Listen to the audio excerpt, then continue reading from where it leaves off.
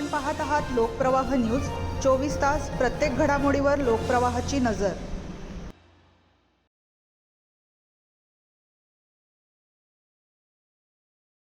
भारतीय हवामान विभागाने नाशिक, धुळे व नंदुरबार जिल्ह्यांसाठी पुढील काही तासात अतिवृष्टी व वादळी पावसाचा इशारा दिल्याने खबरदारीचा उपाय म्हणून सप्तशृंगगड ते नांदुरी घाट रस्ता सर्व प्रकारच्या वाहनांसाठी आणि भाविकांच्या प्रवासासाठी तात्पुरता बंद करण्यात आला आहे।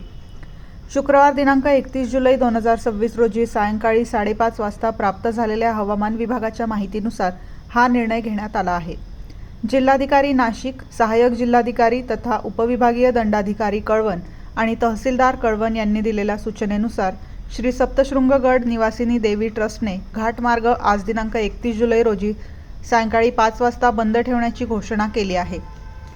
प्रशासनाने दिलेल्या माहितीनुसार शनिवार दिनांक 1 ऑगस्ट 2026 रोजी हवामान आणि परिस्थिती नियंत्रणात आल्यानंतर घाट रस्ता पुढील आदेश आल्यानंतर पुन्हा वाहतुकीसाठी खुला करण्यात येईल।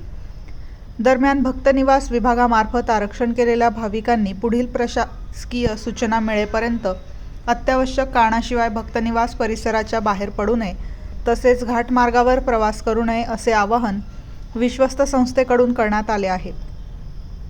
प्रशासनाने सर्व भाविकांनी सहकार्य करावे, अफवांवर विश्वास ठेवू नये आणि अधिकृत सूचनांचे पालन करून स्वतःची सुरक्षितता जपावी असेही आवाहन केले आहे।